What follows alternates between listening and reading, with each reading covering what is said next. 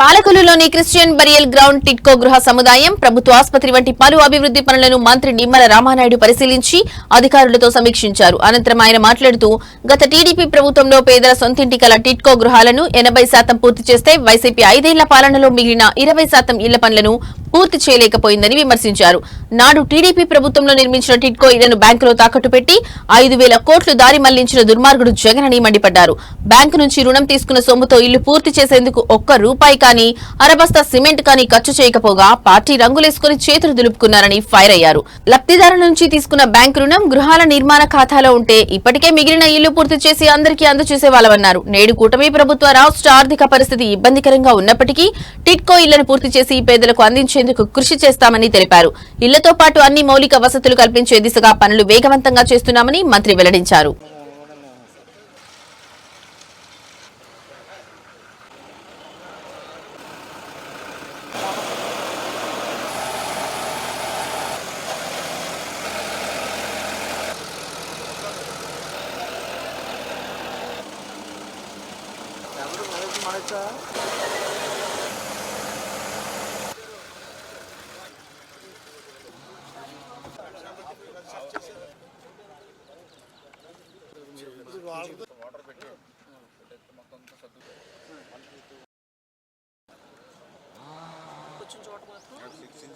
Fountain లాగా ఒకటి ఇచ్చారు.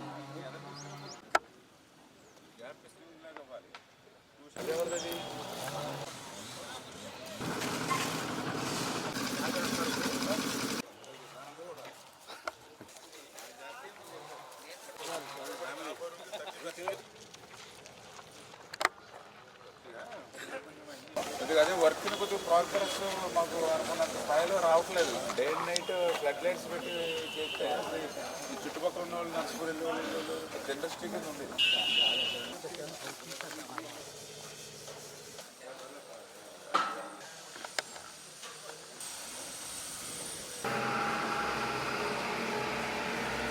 పేదల మహిళల సొంతింటి కళ నెరవేర్చాలని ఆ రోజు ఎన్టీఆర్ టిట్కో ఇల్లు మనం ఆ రోజు కొన్ని బ్లాకులు 100%, కొన్ని బ్లాకులు 90%, కొన్ని బ్లాకులు 80%, కొన్ని బ్లాకులు 70%, అంటే 70 నుంచి 100% ఆ రోజు ఎన్టీఆర్ టిట్కో ఇల్లును మనం పూర్తి చేసాం. ఆ రోజు క్వారంటైన్ కేంద్రాలుగా కూడా ఆ రోజు ఎన్టీఆర్ టిట్కో ఇల్లును గత ప్రభుత్వం వాడినటువంటి పరిస్థితి.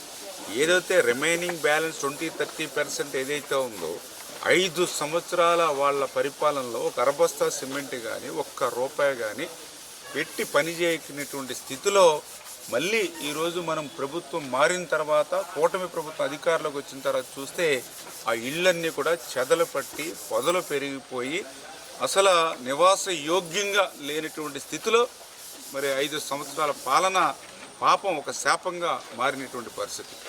ఇంకొక దుర్మార్గం ఏంటంటే ఇల్లు సంబంధించిన బ్యాలెన్స్ పనులు చేయలేకపోయారు. పనులు చేయకపోగా ఏదైతే మనం ఆ రోజు కట్టినటువంటి ఇళ్లను బ్యాంకులకి పంపించి సంతకాలు పెట్టించుకొని ఒక్కొక్క ఇంటి మీద 3,65,000 రూపాయలు, అంటే నేర్లీ దగ్గర 150-160 కోట్ల రూపాయలు ఒక్క పాలకొల్లు నుంచే ఈ ఇళ్ల మీద గత ప్రభుత్వం రుణం మరి వాళ్ళందరికీ కూడా అకౌంట్లో పడినటువంటి పరిస్థితి. మరి ఏదైతే ఆ టిట్కో ఇళ్ళ నుంచి తెచ్చుకునేటువంటి రుణం ఏదైతే ఉందో ఈ ఇల్లు నిర్మాణానికి ఉపయోగించారని అంటే 5 సంవత్సరాల్లో ఒక్క అరబస్తా సిమెంట్ పని చేయలేదు. మరి ఆ తీసుకునేటువంటి ఆ 150-160 కోట్లు టిట్కో అకౌంట్లో ఉన్నాయంటే అక్కడ లేవు. అంటే పేదల ఇల్లు కూడా తాకట్టు పెట్టినటువంటి డబ్బులు కూడా డైవర్ట్ చేసుకుని పోయారు. మళ్ళీ ఇటువంటి స్థితిలో మళ్ళీ ఈ ప్రభుత్వం అధికారంలోకి వచ్చాక మాట ఇచ్చాం పేదలు మహిళలు అనేటువంటి విషయంతో మళ్ళీ మేము బయట అప్పు తెచ్చుకుని హట్కో దగ్గర మళ్ళీ ఈరోజు ఇళ్లను ఒక్కొక్కటి పూర్తి చేస్తూ వారం రివ్యూ చేసుకుంటూ అటు ఎల్ఎన్టీ కానీ ఇటు టిట్కోని కానీ ఎప్పటికప్పుడు అటు మినిస్టర్ గారితో ఒక పక్కన టిట్కో ఎండీ గారితో ఎప్పటికప్పుడు నిరంతరం పర్యవేక్షణ చేస్తూ ఉన్నాం. ఇంకా మేము ఇవ్వాల్సింది 111 బ్లాకులు ఉన్నాయి. ఇక్కడ ఏదైతే మనము ఈ టిట్కో ఇళ్లలో ఆ 111లో మరి చాలా వరకు దగ్గర ఒక అరౌండ్ ఒక 60 వరకు కూడా మరి రేపు ఏదైతే ఉగాది సమయానికి పూర్తి చేసేటువంటి కార్యక్రమంలో ఉన్నాం.